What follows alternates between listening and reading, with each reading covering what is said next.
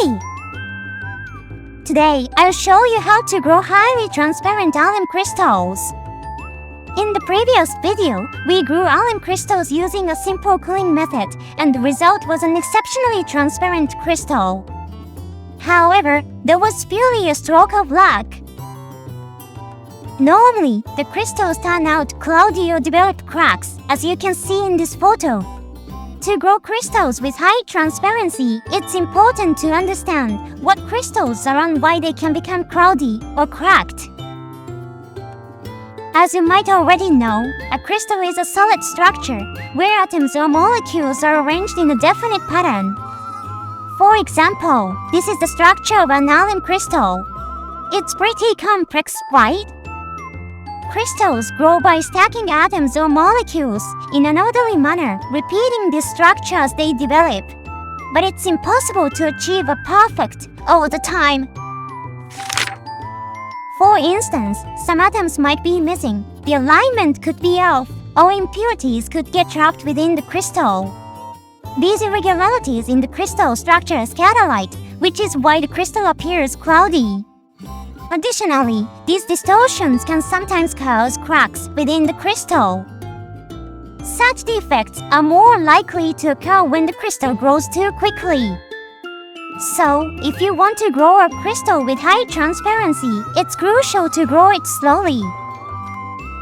In this video, I'll show you the density diffusion method that allows you to grow highly transparent alum crystals. Here's the setup we'll be using for this method. Inside a water-filled box, we have a test tube standing upright. The test tube is filled with a saturated alum solution. At the top of the test tube, there is a perforated basket containing alum crystals, which serve as the raw material. Suspended at the bottom of the test tube, tied to a fishing line, is a seed crystal. This setup is just one example.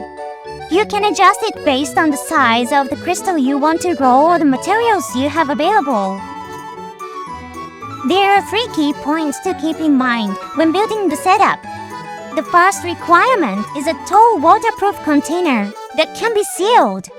The second is that the basket should be able to hold the raw material packed in a tea bag and have enough hose to allow liquid to flow freely in and out. The third is that the fishing line tied to the seed crystal can be fixed to the bottom of the basket. As long as you meet these 3 requirements, you can use any materials or dimensions that suit your needs. Now let me show you how to assemble the setup. First, we'll prepare the basket for the alum crystals. Insert an acrylic rod into a rubber plug with a hole in the center. Then, attach the upper half of the basket to the rod and secure it with a rubber tube. By the way, this basket and rubber tube are fishing gear. The basket is called the rocket feeder, and the rubber tube is known as a rubber stopper. Thanks to the stopper, the basket won't fall. Once that's done, fill a tea bag with alum crystals. Using a tea bag ensures the alum crystals won't leak out through the basket's perforations. For the same reason, granular alum crystals are used instead of fine powder. Fold the tea bag to prevent the alum from spilling out, then place it inside the basket.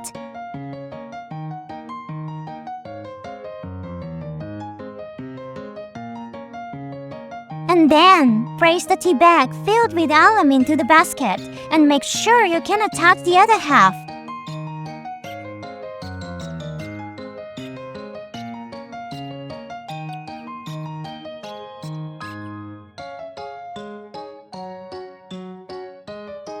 Remove the lower half of the basket again. Then thread the fishing line tied to the seed crystal through the bottom of the basket.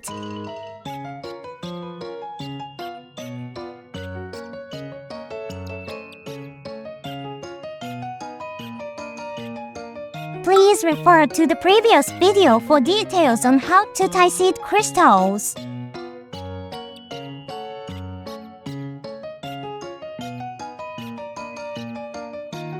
Pass the fishing line through the rubber stopper, then fix its position with a short acrylic rod.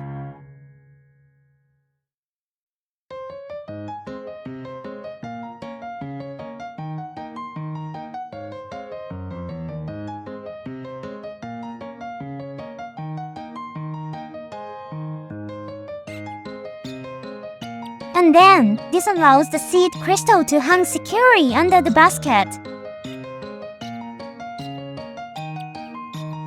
Reassemble the basket, and this preparation is complete.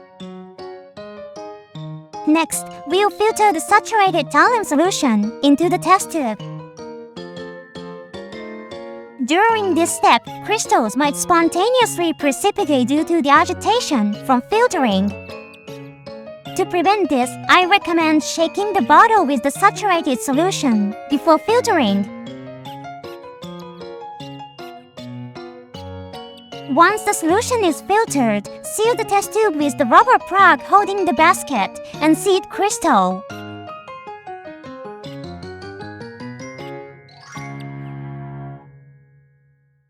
Finally, stand the test tube in a container and fill the container with water until it's about halfway up the height of the test tube.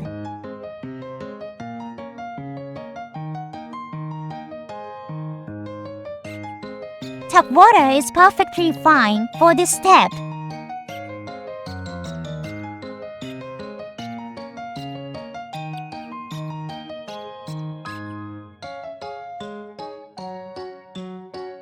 And then, make sure the seed crystal is roughly at the midpoint of the water level in the container.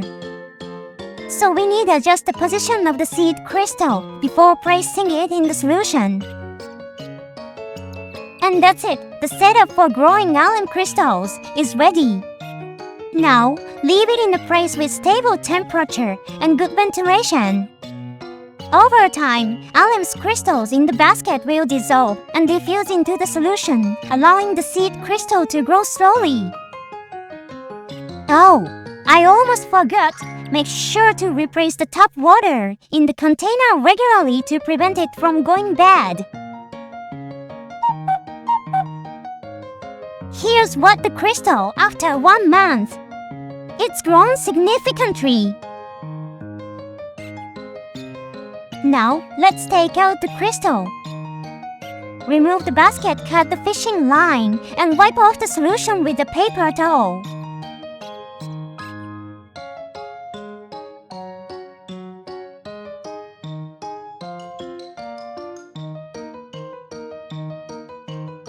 Oops!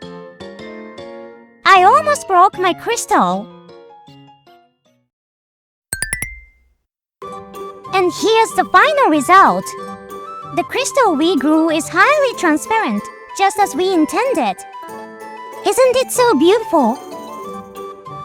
Using the density diffusion method, you can grow crystals slowly, resulting in a clear and highly transparent.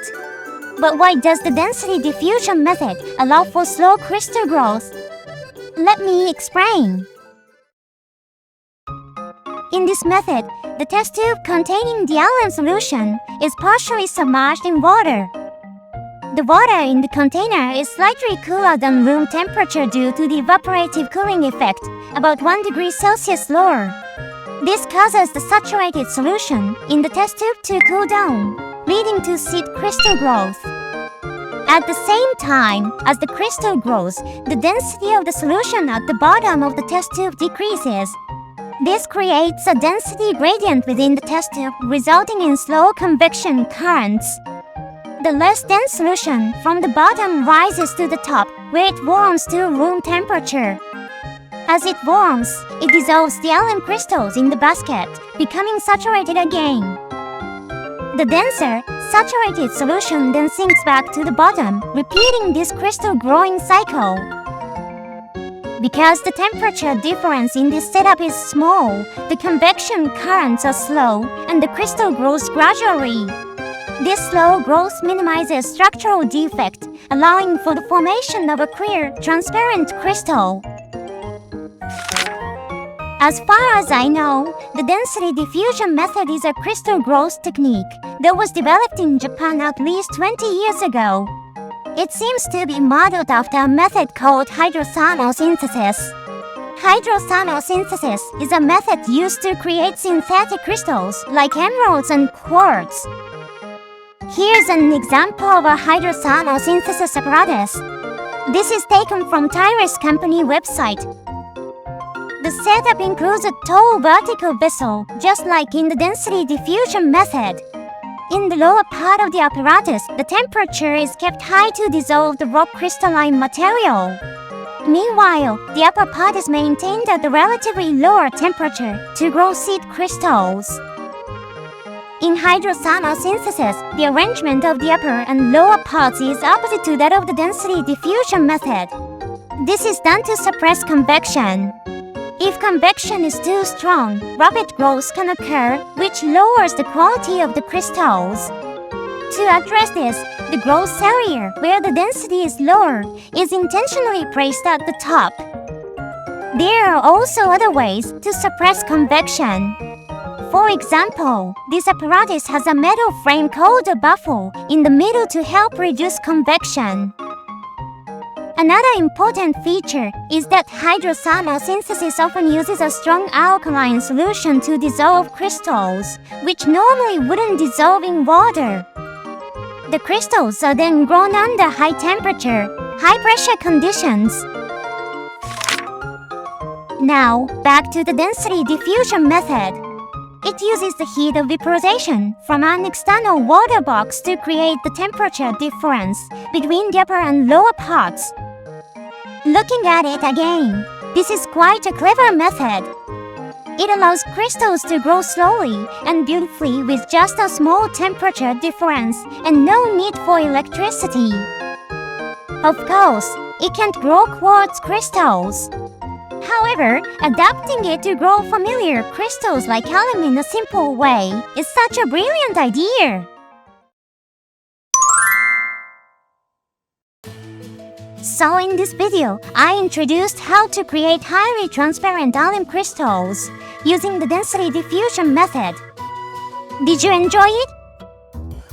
Crystal transparency is one of the key factors that determine its beauty, so a method for growing crystals with high clarity is definitely valuable. On top of that, the density diffusion method, like the cooling method, can be used to grow crystals for many different substances. Why not give it a try yourself and experiment with growing crystals from various materials using the density diffusion method? In upcoming videos, I'll share the methods for making alum crystals, so be sure to check them out. That's it for today's video. Thank you for watching. Bye-bye!